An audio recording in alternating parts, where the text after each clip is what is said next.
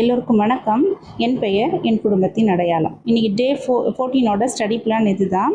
ஓகேங்களா? ஸோ இன்றைக்கி தமிழில் 11th ஸ்டாண்டர்டில் இருக்கக்கூடிய தேர்ட் இயர் நான் படிக்க போகிறேன். நான் ஒன்ஸ் படிச்சிருக்கேன், செகண்ட் டைம் தான் இப்போ இன்றைக்கி நான் படிக்க போகிறேன். நான் என்னோடய ஷார்ட்கட்டில் நான் ரொம்பவே மைண்டில் இருக்கிற மாதிரி தான் ஒரு ஷார்ட்கட் வச்சுருக்கேன். அதை நான் உங்களுக்கும் ஷேர் பண்ணுறேன். உங்களுக்கு பிடிச்சிருந்தா, உங்களுக்கு மெமரி இருந்தால் நீங்களும் அதை ஃபாலோ பண்ணிக்கோங்க.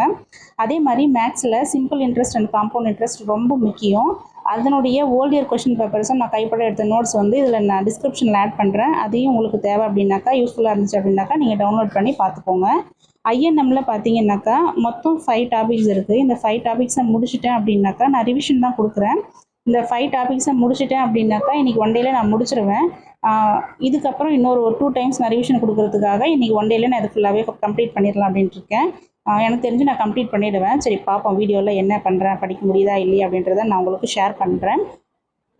அதே மாதிரி 11th தேர்ட் இயர் சொல்லியிருந்தேன் இல்லையா? ஸோ தேர்ட் இயரில் இந்த தேர்ட் இயர் வந்து ரொம்பவே முக்கியம். ஏன்னா காவடி சிந்து, குறுந்தொகை, புறநானூறு, வாடிவாசல் இது எல்லாமே வர்றதுனால ரொம்ப முக்கியம். வாடிவாசல் நம்ம எடுத்துக்கிட்டோம் அப்படின்னாக்கா சிசு செல்லப்பா அவர்கள் வருவாங்க. வேறு எங்கேயுமே கவர் ஆக மாட்டாங்க, இதில் தான் வருவாங்க.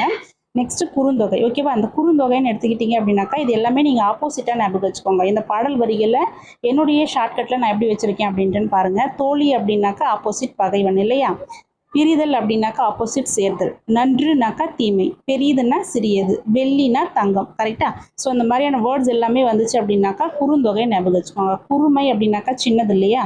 ஸோ சின்னைக்கு ஆப்போசிட்டு பெரியது அப்படின்ற மாதிரி நீங்கள் ஷார்ட்கட் வச்சுக்கலாம். உங்களுக்கு ரொம்பவே யூஸ்ஃபுல்லாக இருக்கும். அதே மாதிரி தொகுத்தவர் பார்த்தீங்கன்னாக்கா பூரிக்கோன்னு இருப்பார். ஓகேவா? பூரிக்கோ அப்படின்னாக்கா குருமான்னு ஞாபகம் வச்சுக்கோங்க. பூரிக்கு குருமா நல்லா கரெக்டாக இருக்கும் இல்லையா? அதே மாதிரி குறுந்தொகையில் இவர் பார்த்தா வெள்ளி வீதியார் அப்படிங்கிறவர் வந்து 13 பாடல்களை வந்து சங்கத்தொகை நூல்களிலிருந்து பாடியிருக்காரு. ஓகேவா? ஸோ இதில் 13 அப்படின்றத நம்ம இங்கிலீஷில் 13ன்னு சொல்லலாமா? தேர் அப்படின்னு சொல்லுவோம் இல்லையா? ஸோ தேர் அப்படிங்கிறது தெருன்னு ஞாபகம் வச்சுக்கோங்க. தெரு அப்படின்னாக்கா வீதி. கரெக்டாக? அப்போது வெள்ளி வீதியார் 13 பாடல்களை சங்கத்தொகை நூல்களில் பாடியுள்ளார் அப்படின்றதான் ஷார்ட்கட்டு. உங்களுக்கு யூஸ்ஃபுல்லாக இருக்கும்னு நினைக்கிறேன். அதே மாதிரி புறநானூரில் சொல்லியிருப்பாங்க பாருங்கள், தமக்கென முயலா நோன்றால் பிறர்க்கு என்ன அப்படின்னு கொடுத்துருப்பாங்க. அப்போது நமக்குன்னு மற்றவங்களுக்கு அப்படின்ட்டு நம்ம உதவி பண்ணணும் இல்லையா? அப்போ நம்மளை குறிக்காமல் மற்றவங்களை குறிக்கிறதுனால அது பிறர்.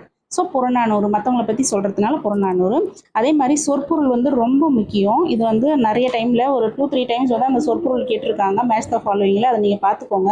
அதே மாதிரி நீங்கள் ஒரு நூல் படிக்கிறீங்க அப்படின்னாக்கா அதில் உங்களுக்கு என்னென்னலாம் இன்ஃபர்மேஷன் தெரியுமோ அதை நீங்கள் எழுதி வச்சுக்கோங்க. அதை நம்ம திரும்ப பார்க்க நமக்கு ரொம்பவே அது மைண்டில் உட்காரும். அதுக்கப்புறம் பார்த்தோம் அப்படின்னாக்கா 4 பேருக்கு நம்ம உதவி செய்யணும். கரெக்டாக? அப்போ நமக்கு செய்யாமல் 4 பேருக்கு மற்றவங்களுக்கு உதவி செய்யணும் அப்படின்னாக்கா அப்போ 4 பேருனாக்கா 94. உதவி பண்ணணும் அப்படின்னாக்கா உவேசா அவர்கள் பதிப்பித்த ஆண்டு 1894. இது என்னுடைய ஷார்ட்கட்டு. உங்களுக்கு எப்படி இருக்கும் அப்படின்றத நீங்கள் ஞாபகம் வச்சுக்கோங்க. நெக்ஸ்ட்டு சீசு செல்லப்பா இருக்கார் இல்லையா? ஸோ இவர் வந்து நான் ஹவுஸ் ஒய்ஃபாக தான் ஞாபகமாக வச்சுருக்கேன். ஓகேவா? ஹவுஸ் ஒய்ஃப் அப்படிங்கிறவங்க பார்த்தீங்கன்னாக்கா நிறைய டென்ஷன்ஸ் இருக்கும், நிறைய ஸ்ட்ரெஸ் இருக்கும். அவங்கெல்லாம் என்னதான் ஸ்ட்ரெஸ் இருந்தாலும் அவங்க குழந்தைங்களுக்கு எழுத சொல்லி கொடுக்கும் பொழுது செல்லமாக சொல்லி கொடுக்கணும். ஓகேவா? அப்போ எழுத்து அப்படின்னாக்கா சீசு செல்லப்பா அவர்கள். ஹவுஸ் ஒய்ஃபாக இருக்கிறவங்க சுதந்திரமாக எதையுமே செய்ய முடியாது. ஓகேவா? அப்போ சுதந்திர தாகம். வாடிவாசலில் எப்படி ஒரு காளை வந்து அப்படியே அது சுதந்திரமாக வருதோ அந்த மாதிரி நம்மளுடைய வாடிவாசல் எப்போ வரும் அப்படின்ட்டு நம்ம வெயிட் பண்ணிக்கிட்டு இருக்கோம். இப்போ வாடிவாசல் சுதந்திர தாகம் அப்படின்னாக்கா சீசு செல்லப்பா அவர்கள். நம்மளுடைய ஜீவன் எல்லாத்தையுமே நம்ம ஹஸ்பண்டு, நம்ம குழந்தைங்க அப்படின்ட்டு நம்ம ஜீவனையே நம்ம அவங்களுக்காக தான் கொடுப்போம். கரெக்டாக? அப்போது சுதந்திர தாகம் அப்படின்னாக்கா எனக்கு 2 பசங்க, ஒரு ஹஸ்பண்ட் இருக்கார். ஸோ என்னோடய சுதந்திரம் எல்லாத்தையுமே அவங்களுக்காக நான் சாக்ரிஃபைஸ் பண்ணிட்டு இருக்கேன் அப்படின்றது தான் இதனுடைய ஷார்ட்கட்டு. இந்த ஷார்ட்கட்டு நீங்கள் சொல்லி பாருங்கள், கண்டிப்பாக உங்களுக்கும் ரொம்பவே யூஸ்ஃபுல்லாக இருக்கும்.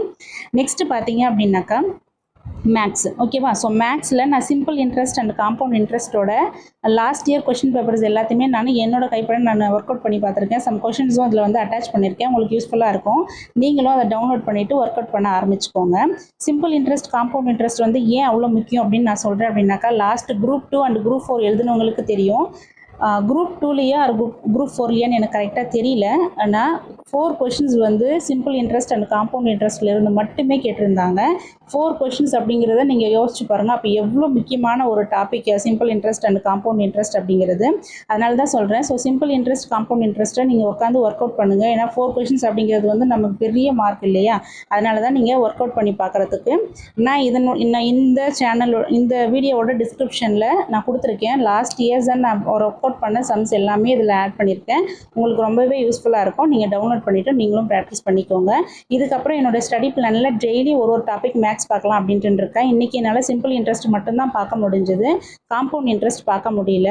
ஸோ இந்த காம்பவுண்ட் இன்ட்ரெஸ்ட் வந்து நான் நாளைக்கு முடிச்சிடுவேன். நாளைக்கு சண்டேன்றதுனால நான் ஃபுல்லாக டெஸ்ட் மட்டும் தான் போடுவேன். சரி பார்க்குறேன், என்னால் டெஸ்ட் போட முடியுதா இல்லை ரிவிஷன் பண்ண முடியுதா அப்படின்ட்டு நான் பார்க்குறேன். ஏன்னா டெஸ்ட்டும் போடணும், ரிவிஷனும் பண்ணணும் அப்படிங்கிறதுனால ஹெவியாக இருக்கும். ஸோ நாளைக்கு என்ன நடக்க போகுது அப்படின்ட்டு தெரியல, பார்ப்போம். நீங்களும் சம்ஸ் வந்து நிறைய ப்ராக்டிஸ் பண்ணுங்கள். ரொம்ப ரொம்ப முக்கியம் மேக்ஸ் அப்படிங்கிறது. 125 மார்க்கில் நம்ம 120 எடுத்துட்டாலே தமிழும் மேக்ஸையும் சேர்த்து நம்ம கம்பல்சரி நம்ம கண்டிப்பாக வந்து வேலைக்கு போயிடலாம். அந்த அளவுக்கு நம்மளுடைய மார்க் வந்து க்ரோத்தாக இருக்கும். அதனால தான் சொல்கிறேன். இப்போ வந்து 7th ஸ்டாண்டர்டில் இருக்கிற டெஸ்ட் போட்டு பார்த்துட்ருக்கேன். இந்த வீக் ஸ்டடி பிளானில் எனக்கு 6th 7th சொல்லியிருந்தேன். அதன்படி நான் 7th ஸ்டாண்டர்ட் டெஸ்ட் போட்டு பார்த்துட்ருக்கேன். 200 கொஷின்ஸ்க்கு தான் இன்றைக்கி டெஸ்ட் போட்டுக்கிட்டு இருக்கேன். 2 கொஷின் அப்படிங்கிறதுனால ஒரு 1 hour கிட்ட எனக்கு வந்துருச்சு அப்படின்ட்டு நினைக்கிறேன். நீங்களும் நிறைய டெஸ்ட் போட்டு பாருங்கள். ஓஎம்ஆர் ஷீட்டில் டெஸ்ட் போட்டு பாருங்கள். ஓஎம்ஆர் ஷீட்டோட எப்படி ப்ராக்டிஸ் பண்ணணும், எப்படி நம்ம ஷேர் பண்ணணும் அப்படின்னலாம் நான் லாஸ்ட் வீடியோவில் கொடுத்துருக்கேன். அந்த வீடியோ உங்களுக்கு யூஸ்ஃபுல்லாக இருக்கும் அப்படின்ட்டு நான் நினைக்கிறேன். நீங்கள் பார்க்கல அப்படின்னாக்கா நீங்கள் அந்த வீடியோவை பார்த்து ஓஎம்ஆர் ஷீட்டில் எப்படி ஷேர் பண்ணுறது அப்படின்றத நீங்கள் தெரிஞ்சு வச்சுக்கோங்க. ஓஎம்ஆர் ஷீட் அப்படிங்கிறது வந்து ரொம்ப பெரிய ஒரு காம்ப்ளிகேட்டடான ப்ராசஸ் கிடையாது. அதை ஃபஸ்ட்டு நீங்கள் மைண்ட் பண்ணிக்கோங்க. அதை நீங்கள் ஃபஸ்ட்டு ஃப்ரீ ஆகிட்டீங்க அப்படின்னாக்காவே நமக்கு பாதி ஸ்ட்ரெஸ்ஸு போயிடும், எக்ஸாம் ஸ்ட்ரெஸ். ஓகேங்களா?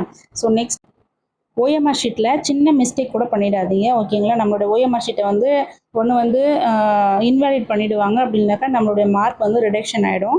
அதனால தான் சொல்கிறேன், ஓஎம்ஆர் ப்ராக்டிஸ் வந்து ரொம்ப கம்பல்சரி. அதனால் நீங்கள் ஓஎம்ஆர் ஷீட்டில் ப்ராக்டிஸ் பண்ணிக்கோங்க. நான் இந்த 2 டெஸ்ட்டை முடிச்சுட்டு என்னோடய மார்க் எவ்வளோ அப்படின்றத உங்களுக்கு நான் டிஸ்பிளே பண்ணுறேன். நல்லா தான் எழுதியிருந்தேன், பட் எனக்கு என்னென்னு தெரியல. ஒரு 3 கொஷின்ஸ் வந்து 7th ஸ்டாண்டர்ட்லேயே 3 கொஷின்ஸ் வந்து மிஸ்டேக் பண்ணுறேன் அப்படின்னாக்கா நான் மேபி சரியாக ரிவிஷன் பண்ணலையோ என்னமோ எனக்கு தெரியல. நீங்களும் டெய்லி ரிவிஷன்ஸ் பண்ணுங்கள். ஒரு ஹவுஸ் ஒய்ஃபாக இருக்கிறவங்க பசங்களுக்கு சாப்பாடு கொடுக்கும் பொழுது இல்லை நீங்கள் சாப்பிடும்